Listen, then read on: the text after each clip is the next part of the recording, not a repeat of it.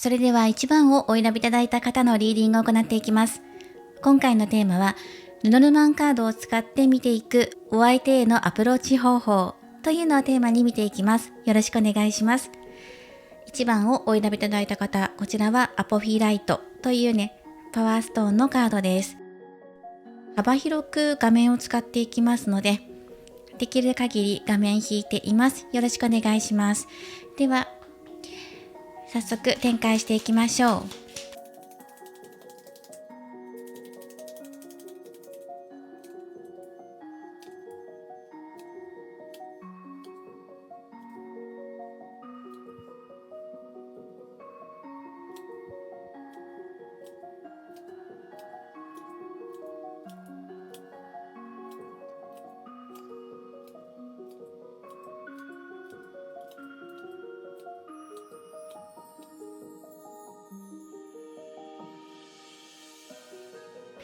では見ていこうと思います。お相手がこちら、あなたがこちらというふうに距離は少し離れてはいるんですが、お互いが向き合っているということで、今あなたの方で仲良くなっていきたいっていう思いもありますし、お相手もあなたを見てくれていますから、すれ違ってはいないと思います。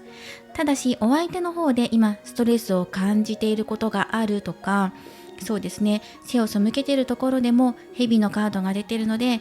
ご自身の中の心の中に絡まっているものだったりとかっていうところが強いかなと思います。で、見ている先が家のカード。今ストレスから目を背けて安定した生活だったり、ストレスフルな生活からストレスがない生活にしていきたいとか、落ち着いていきたい、ゆっくりしたいなとかそういうことが今出てきてるかなと思います。はい。そして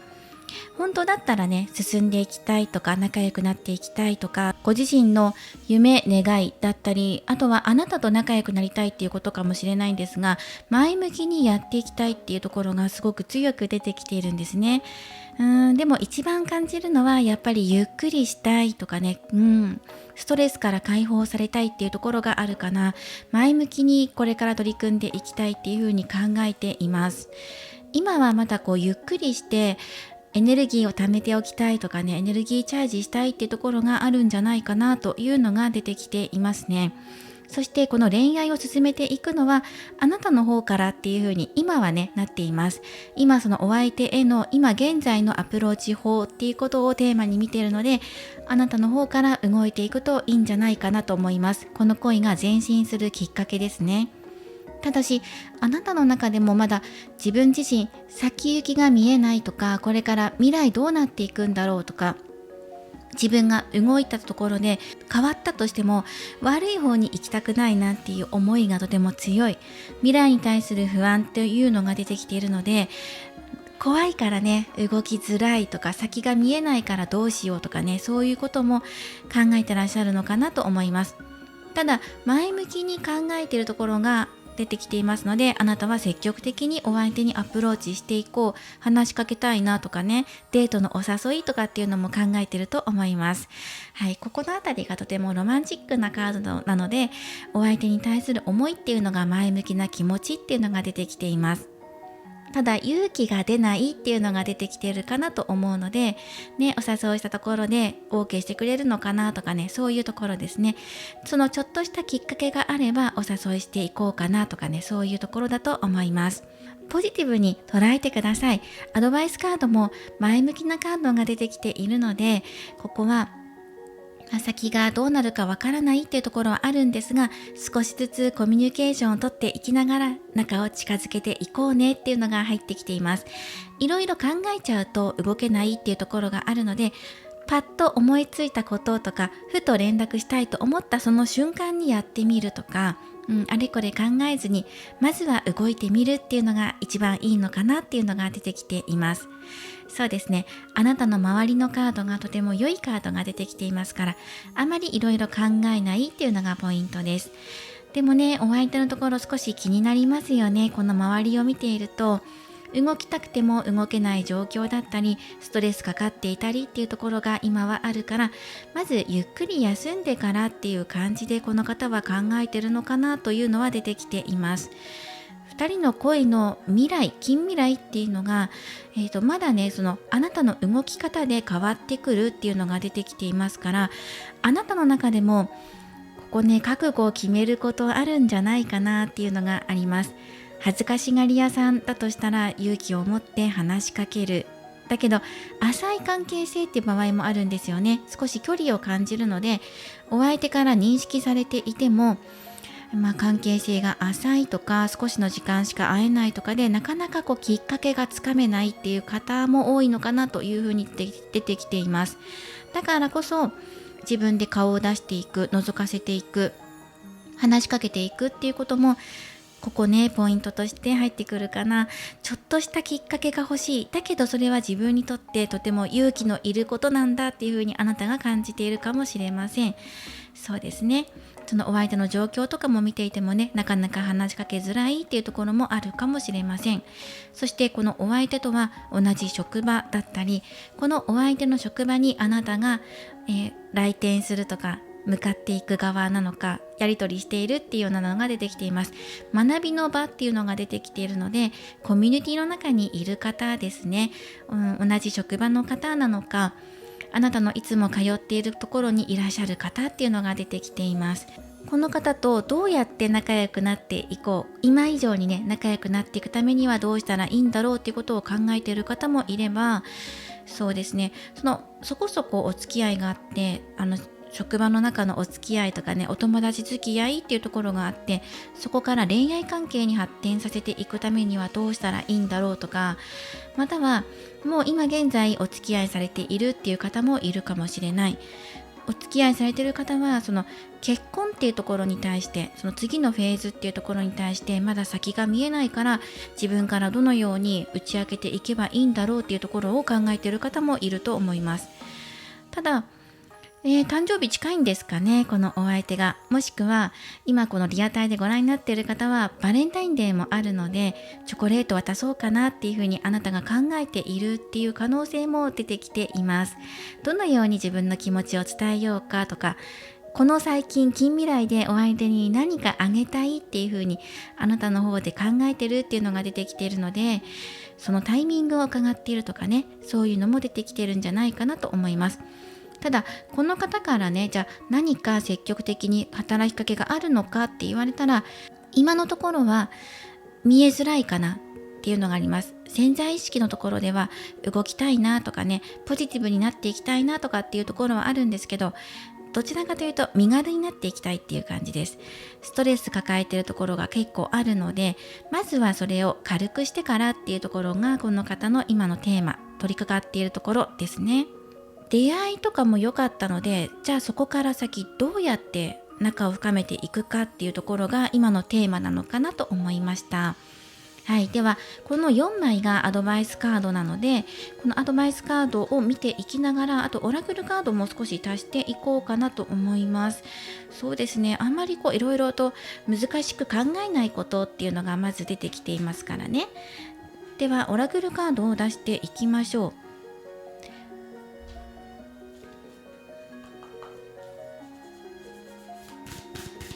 あなたの中でも今、ちょっと勇気が欲しいなって思っているところでもあるんじゃないかなと思います。そうですね、お相手へのアプローチ方法、今の最適なアプローチ方法っていうのももらっていきましょう。はい、こちらのオラクルカードはメッセージカードでもらっていきます。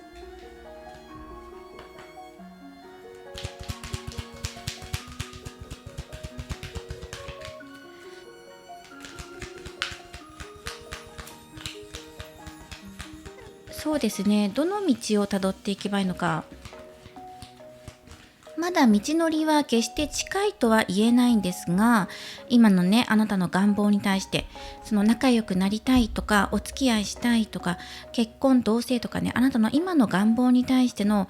向き合ってくれてはいるので、悪くはないんですよ。悪くはないけど、少し道のりはあるかなというふうなのは出てきています。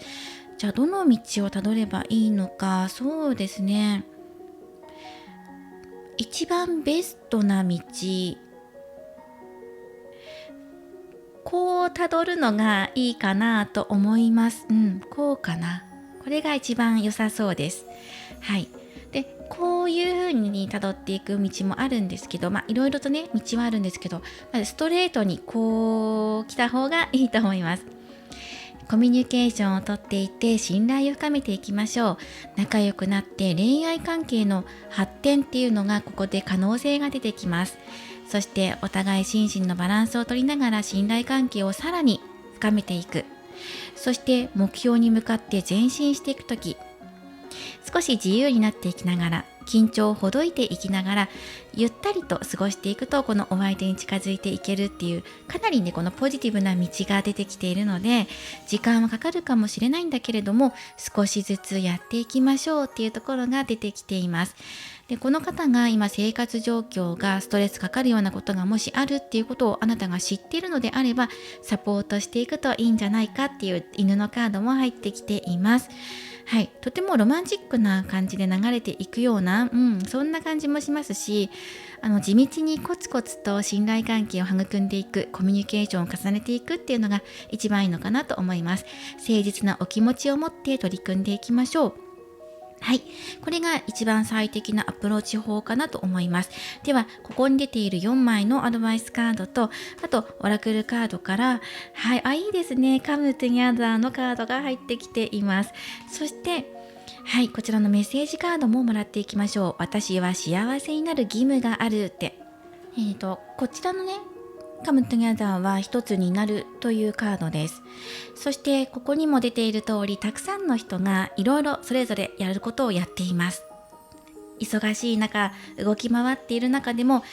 この団体、グループとして協力し合うことが大切だよっていうことを教えてくれているカードです。その中で目的を達成する、みんなで成し遂げていくっていうカードですね。いつも一緒に。なので、やはりお相手と同じコミュニティだったり、仕事場が一緒とか関連しているっていう方も多いと思います。その方々は、その団体の中で同じ目的を持って取り組んでいく。だから仕事に絡めてコミュニケーションを取っていくといいのかもしれないですよね。はい、ここにアンカーのカードも出ているし、このアンカーはお仕事っていう意味もあるんです。なので、お相手とお仕事関係ですっていう方は、まずそこからっていうのもあるかもしれません。または他にもね、複数人ここチームで揃っているので、誰かの協力をもらうとか、お友達の協力を仰ぐとか、まずはグループ交際っていうところで始まっていくのかもしれません。そしてあなたがお相手もそうですけど、周りの仲間たちを思いやって手助けしていく必要も出てくるでしょう。このお相手との仲を進展させていくためにね、みんなから協力をもらうこともあるし、あなたが誰かを助けることによって距離が近づいていくこともあるっていうことで、1対1で初めはコミュニケーションをとっていくというよりは、周りを巻き込んでという形になるかもしれませんね。はい、そうですね。頼りになるパワフルな方が近くにいるかもしれません。お仕事関連の方で上司だったり先輩が協力してくれるかもしれませんし、あとはこれお仕事だけじゃなくて信頼関係っていうのも表しているので、今お相手とのバランスっていうところも見てみてください。2人にとって今とっても仲いいお友達なんですっていう方もいれば、まだ浅い関係でっていう方もいらっしゃると思います。その中でどんな風に信頼関係を育んでいくのか、そうコミュニケーション、パートナーシップ、調和、愛、信頼っていう風に流れてくるので、いかに自分たちの人間関係、お相手とのね関係性がどのようなものであって、どのように大切にしていきたいのかってことを明確にしていくことっていうのもアドバイスとして入っています。そしてね、明るいですよ。ガーデンのカードとスターのカード。ガーデンっていうのはデートも表しているので、デートのお誘い、思い切ってね、勇気出してやってみるのもいいと思いますし、あとは人脈っていうカードでもあるので、やはり誰かの協力っていうのも必要になってくるのかなっていうのが出てきています。ね、なんかこう楽しくね、おしゃべりしたり、同じことを取り組んだりとか、あと飲み会とかね、お食事とかっていうのもいいかもしれません。で、誰かにお願いしてこの方をお誘いしてみんなで集まるとかね、そういう強力な助っ人っていうのも現れるんじゃないかなと思います。はい、決して諦めないでいきましょう。そのね、やってみたいと思うことをまずやるっていうのが一番いいです。いろいろ考えずに、まず気軽にポンと何か一歩踏み出せるようなことがあるといいのかなというのが出てきていましたね。そしてこちらのメッセージももらっていきましょう。このまま読んでいきますね。私は幸せになるために生まれてきた。人生は多くの喜びであふれている。小鳥のさえずりや凪をめでるように、優しく柔らかい心で全てを包み、小さなことにも感謝する。その心に幸せは光のように降り注ぐ。というね、メッセージです。鳥の絵柄で、ここにも鳥、コミュニケーションを表すカードが出てきているので、あなたの中でお相手と関係性を深めるために自分自身コミュニケーションが必要だっていうふうに思ってませんかっていうのが強調されています。柔らかくいきましょう。焦らなくても大丈夫です。急ぐ必要はないんですが、優しく柔らかいっていうのを意識しながら、そして感謝っていう言葉も入ってますので、お相手に感謝を伝えることっていうのもいいかもしれません。そこからきっかけにしてね、広がっていくかもしれませんし、また周りの人に感謝したり手助けしていくことで、この方とのご縁が近づいていくのかもしれません。今回はみんなで一緒にまずやってみるってことで、気軽に始められることを探してみてください。はい、そしてお選びいただいたこちらのカードですね。はい、アポフィライト、心の目を表すパワーストーンのカードです。はい、そうですね。自分自身が高く飛び立つ、そして宇宙にエネルギーを送信するっていうメッセージが入っています。このアポフィライトというパワーストーンは直感力や洞察力、予知能力を高める効果があると言われています。あなたの直感を信じていきましょう。今パッと思いついて連絡したい、やってみたい、会ってみたいとかね、デートしてみたいと思うお気持ちに素直に従って、そして自分自身のやりやすい方法でやっていきましょうっていうのが出てきていました。希望を持ってね、いきましょう。はい、ということで今回はグランタブローから読み解くお相手の今の近況とあなたの今の願いとかアプローチ方法について見ていきました。これからもリーディング動画を投稿していきますので、高評価やコメント、そしてチャンネル登録をよろしくお願いします。ではまた次回の動画でお会いしましょう。最後までご覧いただきありがとうございました。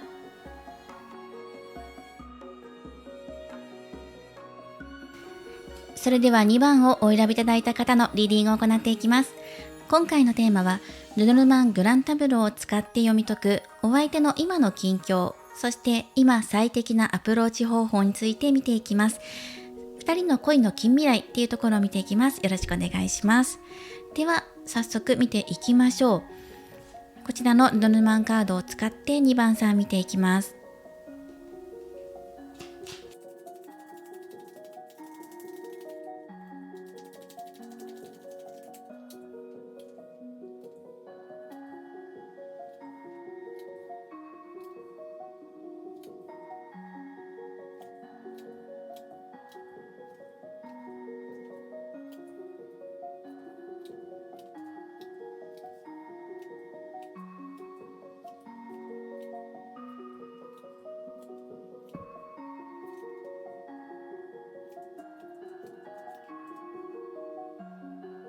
はい、それでは2番さん見ていきます。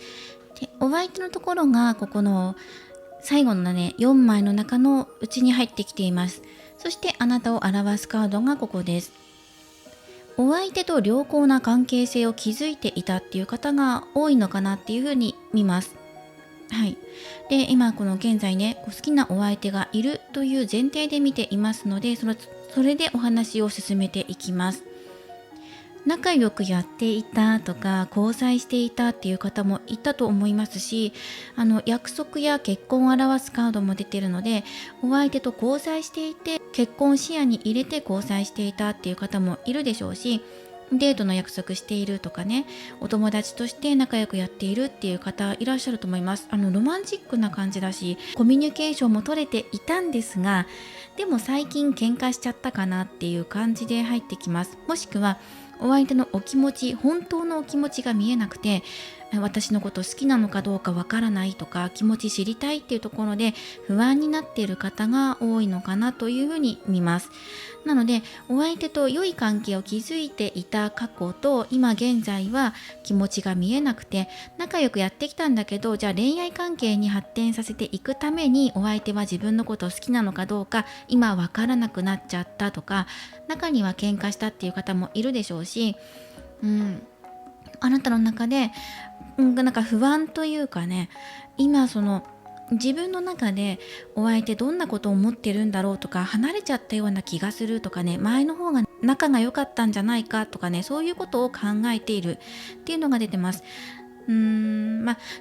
嘩というよりは今気持ちが見えなくて不安とかね、そういう感じでも入ってきます。楽しかったデートをした過去とかっていうのもあるんじゃないでしょうか。出会ったばかりの時にすごくパチッと惹かれ合ったとか、そういうことがあるんだけども、でも今の現在っていうところでお相手に何かはっきりとしたものを求めたいっていうふうにあなたが考えていたり、自分のモヤモヤしているお気持ちを今解消させたいとかね、そういうのもあると思います。あとは仲直りしたいっていうのもあるんですが、一部の方ではお相手と一つになっていきたいっていうようなところも出てきているんじゃないかなと思うんですね。ロマンチックなデートをしたんだからもうちょっとね仲を深めていきたいとかね、そういうことを考えているような気もします。進めていきたいんだけれどもお相手の気持ちが見えないからっていう感じで少しモヤモヤっていう風に出ているかなと思います。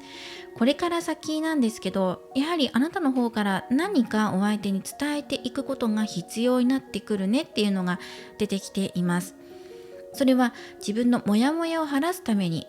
っていうのを目的にしてやっていくといいんじゃないかと思うんですね。悩んでるんじゃないかなと思うんです。お誘いするかしないかとか、仲直りを持ちかけるか持ちかけないかっていうところで、自分からお誘いするかしないかっていうところです。それをご自身の中で今考えてる。どう決着つけようかなとかね、どのように決めていこうかなとか、そういうことを考えているんじゃないかなと思います。そうですね。あんまりガチガチに縛られずにね、とらわれすぎず、ルールや規則にとらわれずに、ありのままにあなたらしくいられると一番いいと思うし、またあなたもそうしたいと思ってると思うんです。もやもやしたままってあんまりすっきりしなくて、心地よくないからね。自分が心地よくなっていくためにも、晴れやかになっていくためにも、あなたの中でもお相手に伝えていくものが出てくるなというのがあります。コミュニケーションを取ることや、何か自分のお気持ちを伝えること、自分から発信していくことが大切になってきます。中にはデートだったり、そうですね、コミュニケーションやり取り、SNS っていうのを使ってお相手とコミュニケーションを取っていくっていうやり方を取っていくといいのかなと思います。ただこのお相手ね、今気持ちがちゃんと見えていないかなっていうところがあるので、何かそうですね、お相手の中で見ていきましょう。そうですね、お相手でもね、ここアドバイスカードで出てきてはいるんですけど、でもね、そのお相手とどうやって、どんなアプローチをしていけばいいのかっていうと、やはりそのお相手の気持ち見えないから動けないっていうところからまずあなたが抜けて、そして何かを言いたいことがあるのであれば言った方がいいっていうのは出てきています。自由にやってみてもいいんじゃないかな。お相手のことを考えすぎず自分の伝えたいことを伝えていくとか、ちょっと急いだ方がいいかもしれないねっていうのは出てきています。あとはね、この人がどんな風に動いてくれるのかっていうところもある。この人今ね、分岐点っていうところを出してきてるんですよね。愛情と分岐点なんです。なので2人の中で一回喧嘩別れみたいな感じでお別れしようか、離れた方がいいんじゃないか、身を引いた方がいいんじゃないかってどちらかが考えていたりね、あの時ああいう約束したのに仲良かったのにどうしてって今思ってるかもしれないし、またはお相手が愛情について深く考えているっていうような現状かもしれません。そうですね、どの道を行くかっていうふうにお相手も考えているし、それによってあなたも自分の出方考えようかなって思っているところもあるかも。その愛情とかだけではなくてね、仲良くなっていくかどうかっていうふうに考えているっていうふうに捉えることもできます。どのように広げていくかっていうところですね。はい、中には遠距離だったりとか、ね、場所が離れているっていう方もいらっしゃるかもしれません。ではアドバイスカードもらっていきましょう。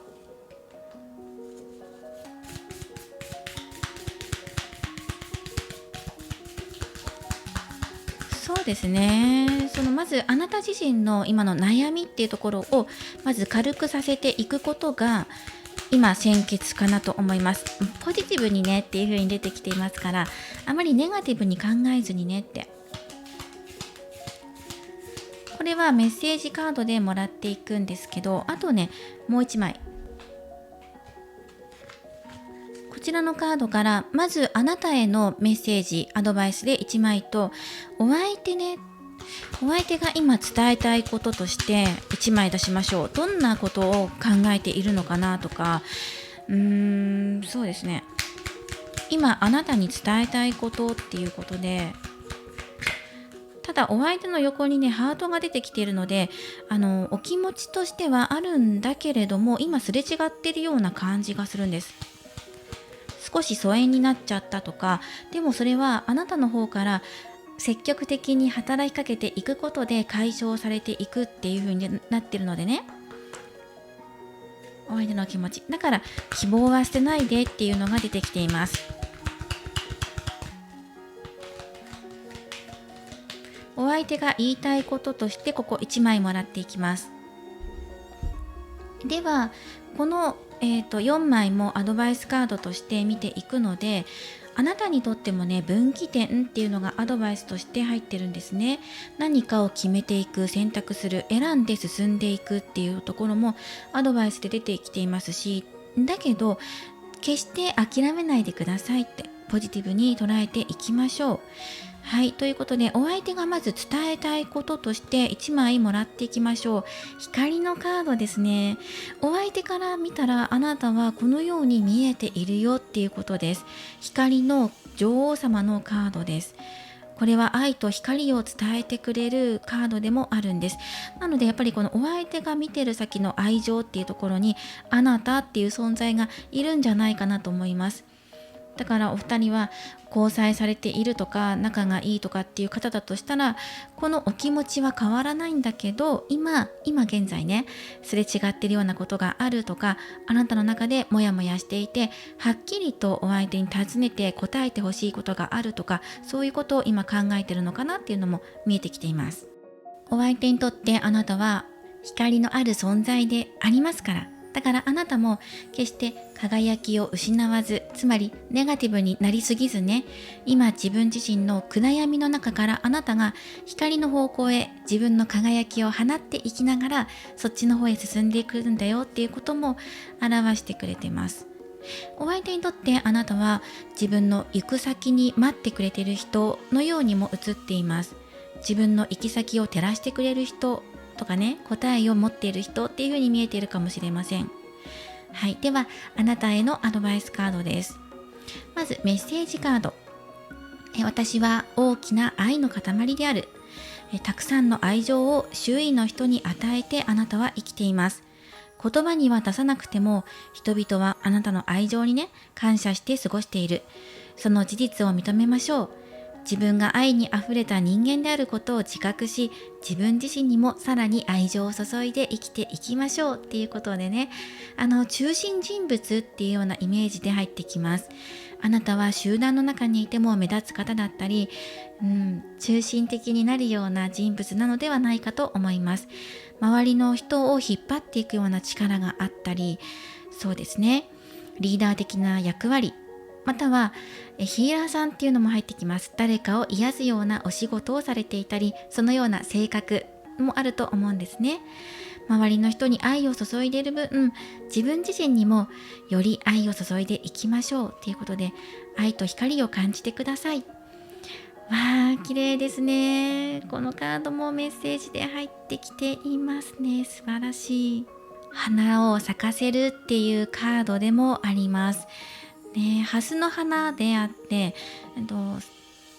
ね、スマップの歌にもあったかのように、世界に一つだけの花っていうことで、他の花と比べる必要はありません。あなたはあなたで、あなたの長所や良さっていうのがちゃんと出てきているので、だから唯一無二の存在であって、それぞれみんな違ってみんないいっていうことをあなたは今ここで知る時がやってきてるんですって。だからあなたにもあなたの良さ、長所、美しさっていうのが輝いてるものっていうのがあって、このお相手はそれをちゃんと受け取ってくれているので、今モヤモヤしていること、不安、自信がない、何かお相手に対して思うことがあるとかっていう方でも、その自分のことを伝えていきながらも、そして自分は唯一無二の存在なんだってことで自信持ってください。そして今暗闇から抜けていく時なんですってことがやっぱり出てきていますね。あなたがあなたであること、そしてそれはみんな知ってるし、お相手も知ってる。だからかけがえのない存在だってことを自分自身でよくよくね、自分のこと感じてください。もうお相手はそのように感じてくれていますし、またよくよく振り返ってみると、過去に何かお相手と交わした約束だったり、嬉しい言葉をもらったこともあるんじゃないんでしょうか。そのことを信じてくださいねっていうのが出てきていました。花開く時がやってくる。それはまさに今だし、お相手が思う通りあなたは輝いている存在だし、もうあなたっていうこの大きな存在としてお相手の中にいらっしゃると思うので、今ね、もったいない選択をしないようにっていうのも入ってきます。はい、今あなたの中でも前向きに何かを解決させていく時っていうのが出てきていました。こちらも参考にしてください。はい、そしてではお選びいただいたこちらのカードからもメッセージをもらっていきます。はい、こちらはセレスタイト、静けさを表すカードです。この空のように美しいブルー、スカイブルーですね。この色合いから天使の石と呼ばれています。こちらパワーストーンの意味としては休息、浄化、そして博愛を意味しています。心を解放し安らぎを与えてくれる石です。今あなたに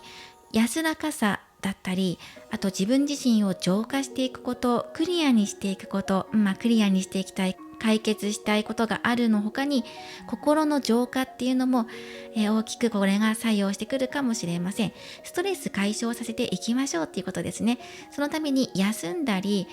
クリアにしたり整理整頓したりっていうのもいいでしょうし、また博愛を象徴する石でもあるので、自分自身を解放させるためにもここにもつながってきますよね。愛を持って周りに接してるから、自分自身も愛しましょう、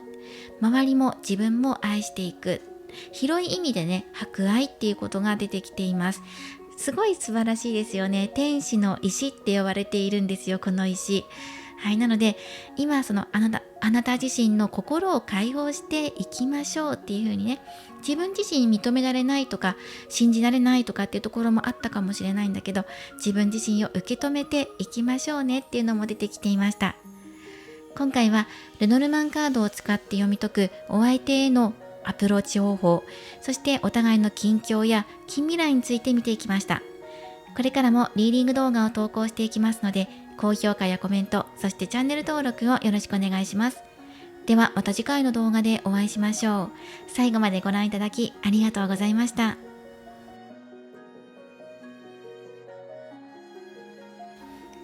それでは3番をお選びいただいた方のリーディングを行っていきます。今回はルノルマングランタブロを使って読み解くお相手への今最善なアプローチ方法、そしてお互いの近況、そして近未来やアドバイスなどをもらっていきます。3番さんはこちらガーネットのカードですね。よろしくお願いします。今回幅広く画面使っていきますので、かなり画面引いています。では見ていきましょう。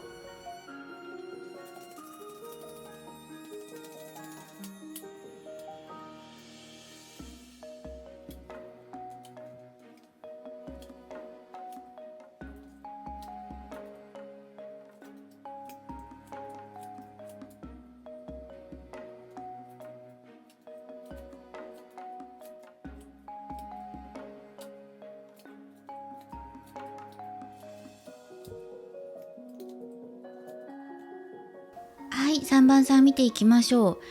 こちらがお相手、こちらがあなたとして見ていきます。2人が向かい合っていることと距離が近いので、今お二人の心の距離感っていうところが近いし、向き合っているんですが、物理的に離れていたり、何か障害を感じます。障害というか、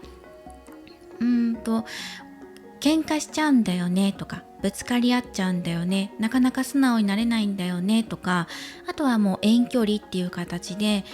お相手が遠くにいらっしゃるのかなと思います。なかなか会えないとかね、会いたいのに会えなくてもどかしいとか、久しぶりに会うんだけど喧嘩しちゃうとかね、そういうような風にも捉えることができるかなと思います。ただ仲が悪いじゃなくて、素直になれないんだと思います。そう、特にあなたの方がっていうのが出てくるかなと思います。お相手もそうかもしれないんですよね。一緒にいたいんだけど離れてるのかな、なんかいつもそばにいてあげられなくてとかね、そういう感じで入ってきます。あと返信が遅いとかね、それでつい対立しちゃうとか、なんかね、隠されてるような、隠し事されてるような気がするってあなたの中で思っていたりとか、そうですね、割とあなたの方が思ったことをストレートに言うタイプとか、やりたいことをやるぞっていう風にね、で決して後ろ向きじゃないし、前向きに取り組んでいくような方なので、だからこそお相手に対して、あれどうして返事遅いのかなとか、なんで会えないのかなとかね、そういう疑問を抱きやすくなってしまったり、もう言いたいことは我慢せずお互い言おうよっていうようなスタンスなので、お相手はね、そこに対して嫌だっていうふうには思ってないんですよ。だけど今お相手の中でも分かれ道というか分岐点っていうところがここに入ってきていて、道のカードです。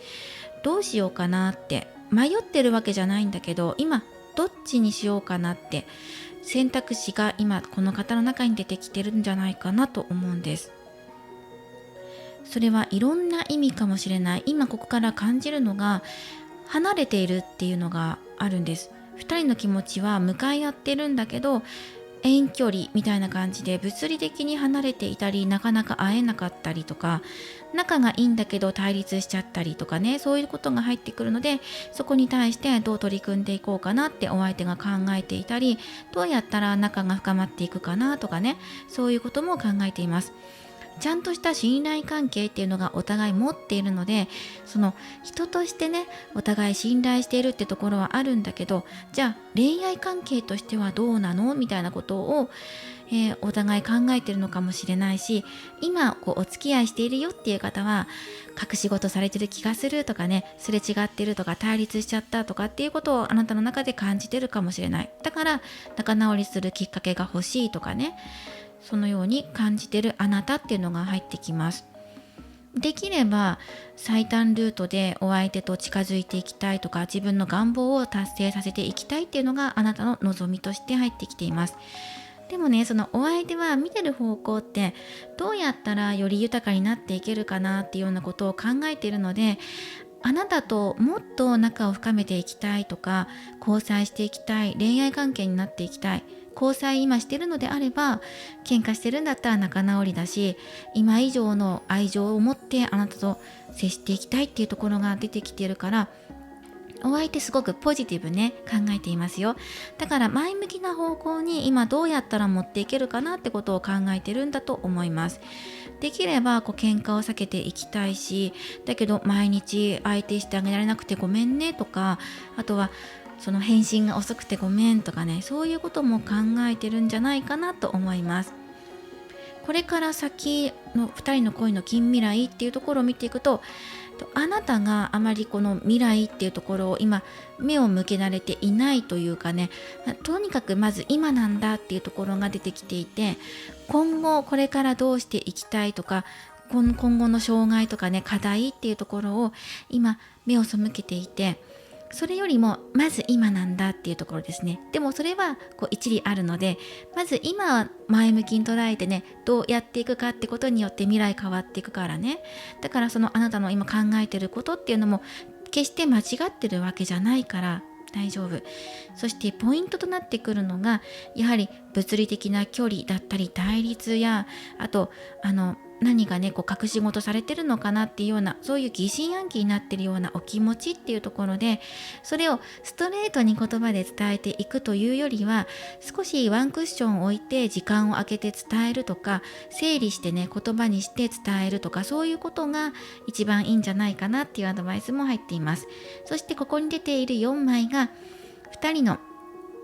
うまく行為を進めていくためのアドバイスカード。そしてじゃあお相手とどういう風なアプローチ方法をとっていけばぐっと仲が縮まっていくかなっていう風に見ていくと、割とこう距離が近いし、2人の間のカードっていうのも良いカードが出てきているので、何かを決めるっていうことに対しても解決策っていうのが見つかってくるだろうし、お相手と仲をより深めていくって、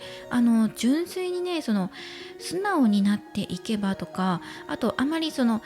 お相手かもしれないしあなたかもしれないんだけど、どちらかがとらわれることなくね束縛し合ったりとかすることもなく、ある程度こう自由にやっていくとフリーな感じがいいんじゃないかなっていうのも出てきていますから、お相手もそれを望んでいるのかな。あんまりこう返信の速度にこだわったりとか、2、3日間が空くかもしれないけど、毎日やり取りする時もあれば少し間が空く時もあるとかね、そういう感じになるかもしれないけど、それも受け入れるみたいな感じでやっていくといいのかなっていうのも出てきています。はい、ではこの4枚をアドバイスカード、そして、ルノルマンカードとか、そしてオラクルカードからのメッセージももらっていきましょ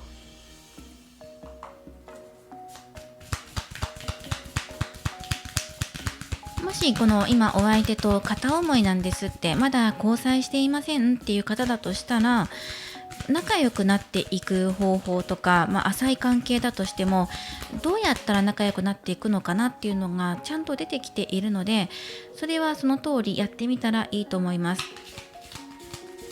まずその気持ちを整理することっていうのが入ってるので、自分のお気持ちどうやって伝えたらいいかなってワンクッション置くといいと思います。言葉で言うよりもうストレートにパッて言うよりは、手紙かメールか LINE か何かでこうさらっとやんわりとやる感じがいいのかなと思いますし、そのままのあなたで、そのままのあなたの言葉でっていうか文字でっていう風に入ってきます。お相手はその良い流れになってきているので、近々あなたにお誘いしたい、何かこう例えばどっか出かけないかもしれないし、連絡しようかなってことかもしれないしね、お相手なりに動きっていうところ、ポジティブな動きっていうのを出してくれると思うんですね。もうどうすれば仲良くなっていけるかとか、進展していけるかっていうのはもうあなたが分かってる気がするんです。こうすればきっとうまくいくっていうのが見えてると思うんですよね。なのでその通りにやってみること、ポイントとしてはあまり作らなくていいよっていうのが出てくるので、ラフな感じでいくといいんじゃないかなと思うんですね。リラックスしていきましょうっていうのがあるんです。そしてやっぱり重要なのはコミュニケーションのカード、鳥のカードが入ってるので、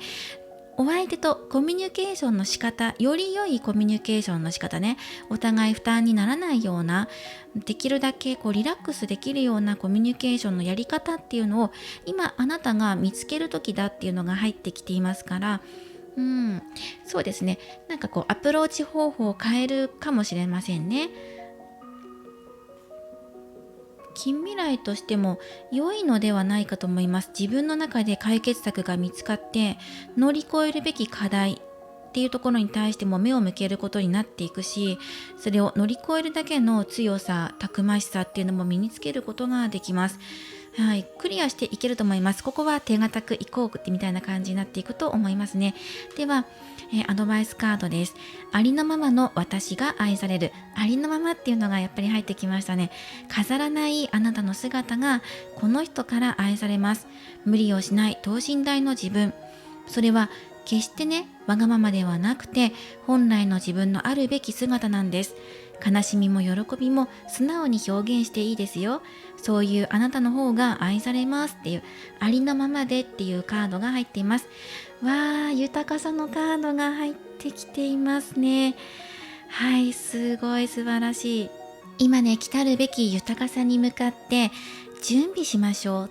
う。もう見えてるんじゃないんですか？そのあなたは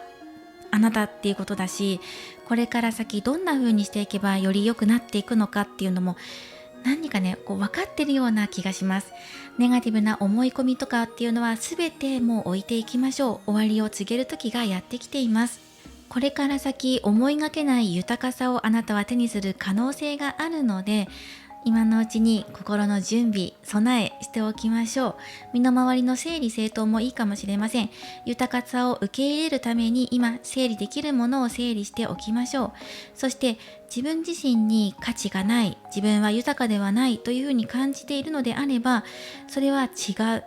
なぜそう思うのかっていうことをもう一度自分自身に問いかけてみてください。自分は価値がないんだっていうことを、そういう思い込みを手放して、自分は逆にね、価値のある人間なんだって、ありのままの自分でいいんだって思うことによって、新しい豊かさ、これからやってくる豊かさっていうのを受け取ることができます。はい、豊かさのカードも入ってきていますし、ありのままっていうのが入ってきますから、そのまま、そして一つアドバイスを言うとするのであれば、何かお相手に伝えたいとか言いたいことがあるとか、あとはね、喧嘩しちゃう、口論したことがあるとか、そのことを考えている方はワンクッションを置いて、手紙やメール、LINE とか文字に起こして伝えるとか、伝える前に一回自分でね、日記に書いて思いを綴ってまとめて整理してから伝えるとかっていうことをするといいと思います。はい、そしてではお選びいただいたこちらのオラクルカードからのメッセージです。ガーネットのカードですね。これは深みを表しています。心身のエネルギーのバランスを整えていきましょう。ガーネットは強い浄化力を持ち、そしてネガティブな感情を取り除く効果があります。人間関係のトラブルや不調和を解消させる手助けにもなってくれます。夢や目標の実現に向かってコツコツと努力していく人をサポートし、成功へと導いてくれるガーネットのカード、石ですね。パワーストーンの効力ですね。はい、ぜひね、このメッセージもお受け取りください。あなたに今深みが足されていく時ですということで、あと心身のバランスをね整えていきましょうっていうのがあるので、そうですね、そのためにもネガティブな感情を取り除いていきましょう。そうすると人間関係のトラブルが解消されていきますっていうメッセージが入っていました。ありのままでっていうことで、今回はルノルマングランタブローを使って読み解くお相手への最善のアプローチ方法、そして恋の近未来について見ていきました。これからもリーディング動画を投稿していきますので、高評価やコメント、そしてチャンネル登録をよろしくお願いします。ではまた次回の動画でお会いしましょう。最後までご覧いただきありがとうございました。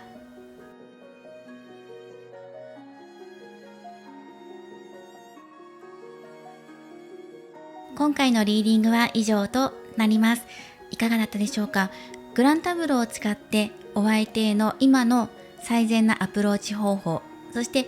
恋の近未来について見ていきました。今回は共通メッセージをもらっていきます。いつもの3択プチ占いではなくて共通メッセージ。こちらのリーチングハピネスオラクルカード、そしてこちらですね、オラクルオブザフェアリーズ。この2種類のオラクルカードからメッセージをもらっていこうと思います。はい、では1枚ずつもらっていきましょう。今回もね、綺麗なパワーストーンのオラクルカードを選択肢に持ってきています。皆様どれをお選びいただいたでしょうか？左からアポフィライト、真ん中がセレスタイト、そして右側がガーネットです。はい、メッセージをねもらっていきましょう。もうそろそろ1月も終わりになるということで、あっという間に1ヶ月が過ぎていきますよね。バレンタインももう間近となっています。去年の今頃はバレンタインデーどうなるかっていうことをリクエストいただいて、テーマとして取り上げた記憶があります。私もこの前、メンバーシップ内のライブ配信でバレンタインみんなどうするみたいな話をしたことが今ね思い出されました。皆さんどんなバレンタインを過ごされるでしょうか。一大イベントだっていうふうに思う方もいれば、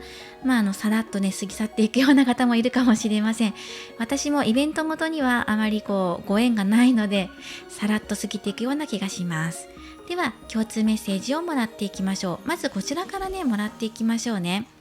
はい、神秘のカードが出てきました。私は神秘的な存在であり、目に見えない力を持っている。まだ自分の中で眠っているその力を呼び覚まして、目に見えるものに変えていくのが人生の使命です。多くの人を幸せに導き、私自身も幸せになる。はい、神秘の力を使って実現化させていきましょうっていうことがメッセージとして入っています。そしてこの動画をお出しする時っていうのが1月26日、獅子座満月の後ぐらいになると思うので、ちょうど満月を迎えた頃あたりかなっていう予想はしてるんですがね、この満月の力を借りていくといいんじゃないかなと思います。獅子座満月のエネルギーについてのお話っていうのはサブチャンネルの方で詳しくお話ししているので、ぜひそちらも聞いてください。そしてね、その簡単に言うと獅子座のエネルギーっていうのは自分の個性を輝かせていく、自己肯定感を高めて自信をつけていこうという意味があるんですね。ぜひ獅子座のエネルギーを借りて今自分自身輝かせていきましょうねっていうことですね。実現化させていきましょう。加えてこのメッセージです。あとはこちらのフェアリーのカード、Come Together ね。これ、はい。みんなで取り組んでいくんだよっていうことで、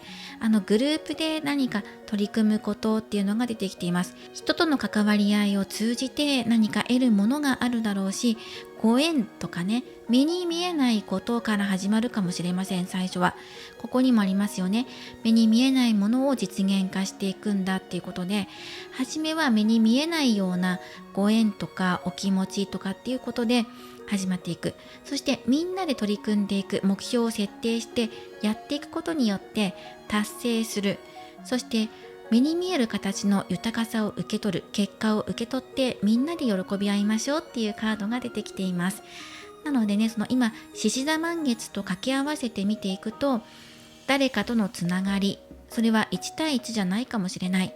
会社かもしれないし、家族かもしれないし、今あなたの中のチームワークっていうところで、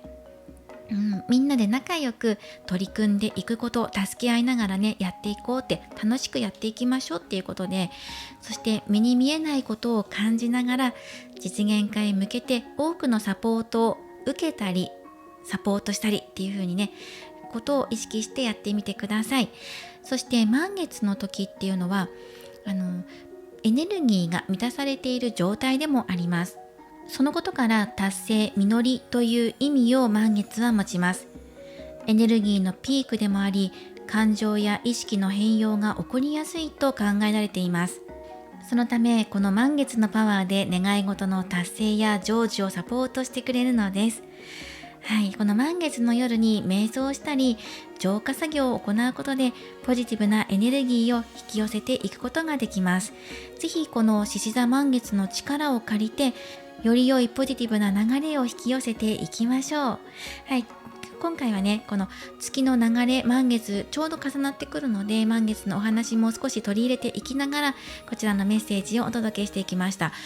誰かとみんなと一緒に取り組んでいくことによってあなたの個性が発揮されることにつながっていくのかもしれません。